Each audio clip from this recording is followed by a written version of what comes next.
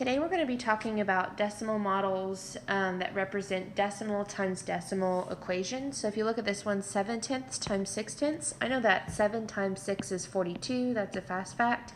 And I have 2 digits after the decimal in my factors, so I need to have 2 digits after the decimal in my product. So I know that 7/10 times 6/10 equals 42 hundredths. And I can use a model to represent this equation. I'm going to first shade in 7/10, so that's our first factor. And I'm going to start in the upper left-hand corner and shade down and across, left to right. So let me fill this in. So remember that we call them longs. Each column of 10 of the little squares is worth 1/10, or if this was money, that would be like 1 dime. And so I've shaded in 1, 2, 3, 4, 5, 6, 7 tenths. And now I also need to shade in 6 tenths, but I'm going to be going the other way around. So 7 tenths times 6 tenths. I'm going to start in the same place, this upper left-hand corner, but shade in 6 tenths going horizontally.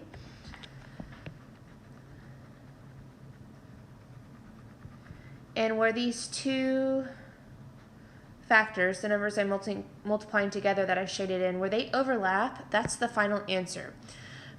So let's see, I'm going to try to trace as best I can. So if I were to count up the number of cubes inside this box, let's see, 1, 2, 3, 4, 5, 6 times 1, 2, 3, 4, 5, 6, 7, that is 42, which matches my product of 42 hundredths.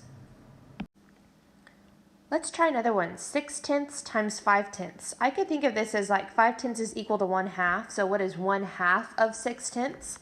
Or I know that 6 times 5 is 30, and I have 2 digits after the decimal in my factors, so I need to have 2 digits after my decimal in my final answer, so 30 hundredths or 3 tenths is the product of 6 tenths times 5 tenths.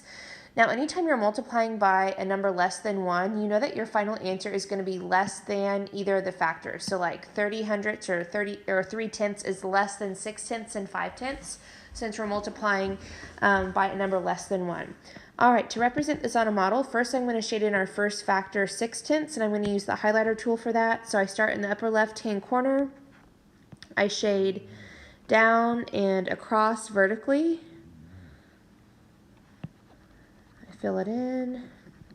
So this is 6 tenths or 60 pennies or 60 hundredths. And then now I'm going to shade, starting from the same place horizontally, the 5 tenths.